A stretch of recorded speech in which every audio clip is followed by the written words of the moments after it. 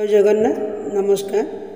मु श्रीमती रंजिता पति गंजाम जिलूर आज भरोसा प्रभा चैनल तरफ श्रीमती प्रभाती महापात्र पंडा जो चैनल एक अनन्य चैनल निश्चित भाव कवि कवयित्री मानकर कवितार माधुर्य एवं सेमानक कवितार जो रही आदृति ताकू सफल रूपायन कर सिद्धहस्त। तेणु से मैडम को मु धन्यवाद ज्ञापन करने सहित यही चैनल सहित जड़ित समस्त कवि और सारस्वत प्रतिभा को मोर श्रद्धार हृदय भर नमस्कार ज्ञापन करुछि। मु आज गोटे कविता आवृत्ति करुछि मोर स्वरचित कविता। मो कवितार शीर्षक मेघ मल्हार। आसंतु शुणिबा।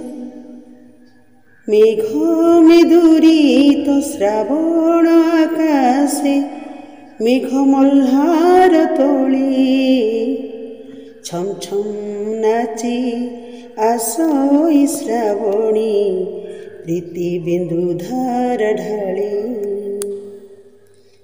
मेघ माटीर महार्घ मिलनी श्यामली मा शोभा भोरा चारु चित्रिता से अलसी रूपसी मधुवर्णाव सुंदरा अनुराग छंदे स्पंदित हृदय स्नेह सुधा धारा झर भिजे तनु मन भाव मूर्छनार अपूर्व रूप संभार कदम्ब बासर स्निग्ध सुगंधरे प्रतीक्षित मधुबेला श्रावणी अश्रुरे भिजा माटी परे घास फूलर मेखला